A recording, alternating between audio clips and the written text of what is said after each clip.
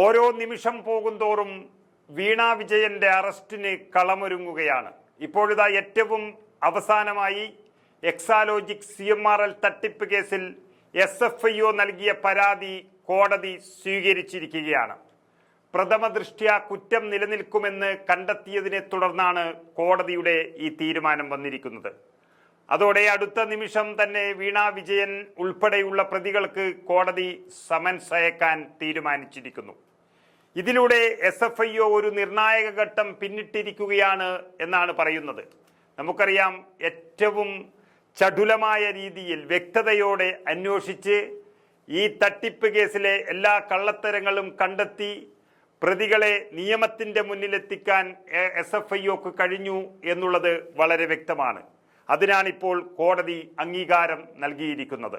Ernakulam additional sessions കോടതി 7 SFIO സമർപ്പിച്ച പരാതിയാണ് കോടതി ഇപ്പോൾ സ്വീകരിച്ചിരിക്കുന്നത്. പരാതിയിൽ പറയുന്ന കുറ്റം നിലനിൽക്കുക തന്നെ ചെയ്യും എന്ന് ബോധ്യപ്പെട്ടതിനെ തുടർന്നാണ് കോടതിയുടെ നടപടിയെന്ന് പറയുമ്പോൾ വീണ വിജയനും കരിമണൽ കർത്തയുമെല്ലാം നടത്തിയ തട്ടിപ്പ് 100% ശരിയെന്ന് തെളിഞ്ഞിരിക്കുകയാണ്. പരാതിയിൽ പറഞ്ഞിട്ടുള്ള പ്രതികൾക്ക് നോട്ടീസ് അയക്കുന്ന ഒരു പ്രക്രിയയാണ് ഇനി അടുത്തതായി നടക്കാനുള്ളത്. അടുത്ത ആഴ്ച തന്നെ ഇതുമായി ബന്ധപ്പെട്ട നടപടികൾ ഉണ്ടാകും എന്നറിയിച്ചു കഴിഞ്ഞു. അതിൻ്റെ പ്രൊസീജിയർ എന്നുള്ള നിലയിൽ കേസിന് നമ്പർ ഇടുകയാണ് ആദ്യം ചെയ്യുക. അങ്ങനെ വീണ വിജയന്റെ കേസിന് നമ്പറായി എന്ന് വേണമെങ്കിൽ പറയാം.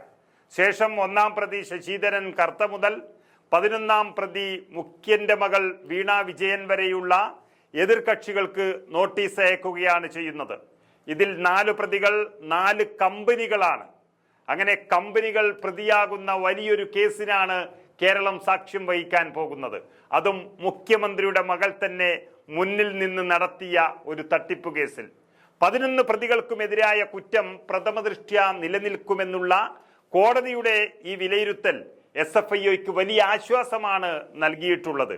അതായത് ഇത്രയും വലിയൊരു കേസ് അന്വേഷിച്ച് മുഖ്യമന്ത്രിയുടെ മകൾ ഉൾപ്പെടെയുള്ളവർ പ്രതിയായി നിൽക്കുന്ന കോടീശ്വരന്മാർ പ്രതിയായി നിൽക്കുന്ന കോടീശ്വരന്മാരായ പ്രതികൾ നടത്തുന്ന കമ്പനികളും പ്രതിയായി നിൽക്കുന്ന ഒരു കേസിൽ വലിയ സമ്മർദ്ദങ്ങൾ ഉണ്ടായിട്ടും വലിയ സ്വാധീനങ്ങൾ പല ഭാഗത്തു നിന്നും വന്നിട്ടും അതിനൊന്നും നിൽക്കാതെ വലിയ രീതിയിൽ അന്വേഷിച്ച് വ്യക്തമായ രീതിയിൽ അന്വേഷിച്ച് അതിൻ്റെ ഉത്തരം കണ്ടെത്തി അത് കോടതി കൂടി അംഗീകരിക്കുമ്പോൾ SFIOയ്ക്ക് കിട്ടിയ ആശ്വാസം എന്ന് പറയുന്നത് അത് വളരെ വലുത് തന്നെയാണ്.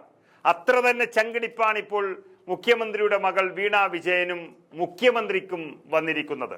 രാജ്യത്തെ ഏറ്റവും ഒരു ഫ്രോഡായ കുറ്റകൃത്യങ്ങൾ അത് ഏതു മേഖലയിൽ നിന്നായാലും അത് അന്വേഷിക്കുന്ന ഏജൻസിയാണ് SFIO എന്ന് പറയുന്നത്. അവർ രാഷ്ട്രീയ പ്രേരിതമായോ അല്ല കേന്ദ്ര സർക്കാരിൻ്റെ മറ്റു ഏജൻസികളെ പോലെ പെരുമാറുന്നതോ അല്ല. തികച്ചും സത്യസന്ധമായിട്ടാണ്, ആരുടെയും സ്വാധീനമില്ലാതെ ആരുടെയും ഇച്ഛയ്ക്ക് ആജ്ഞക്കോ അനുസരിച്ചു നിൽക്കാതെ വളരെ വ്യത്യസ്തമായ രീതിയിൽ കേസ് അന്വേഷിച്ചു പോരുന്ന ഒരു ഏജൻസി എന്നുള്ള നിലയിൽ SFIOയുടെ പ്രവർത്തനങ്ങളും അതുപോലെ തന്നെ SFIOയുടെ ഈ കേസിലെ അന്വേഷണവും ശരിയെന്നും പ്രഥമദൃഷ്ട്യാ കുറ്റം ചെയ്തിട്ടുണ്ട് എന്നും കോടതി കണ്ടെത്തുമ്പോൾ അത് SFIOയ്ക്ക് ആശ്വാസം തന്നെ എന്ന് പറയേണ്ടി വരും. തികച്ചും സത്യസന്ധമായിട്ടാണ് അവർ നടത്തിയത് എന്ന് പറയുമ്പോൾ അവരാണ് ഇപ്പോൾ കോടതിയെ സമീപിച്ചിരിക്കുന്നത്. EDയെ വിളിക്കുന്നതും അതുപോലെ അഴിമതിയുടെ കാര്യങ്ങൾ അന്വേഷിക്കാൻ CBIയെ വിളിക്കുന്നതും ഇനി മുന്നോട്ടുള്ള നീക്കങ്ങളിൽ പെടുന്നതാണ്. അങ്ങനെയുള്ള നീക്കങ്ങളെല്ലാം കേന്ദ്ര ഏജൻസികളും SFIOയും അടക്കമുള്ളവർ നടത്തുന്നു എന്ന് പറയുമ്പോൾ ഇനി മുന്നോട്ടുള്ള വഴികളിൽ മുഖ്യമന്ത്രി പിണറായി വിജയൻ ഏത് വഴി സ്വീകരിക്കുമെന്നാണ് കണ്ടറിയേണ്ടത്.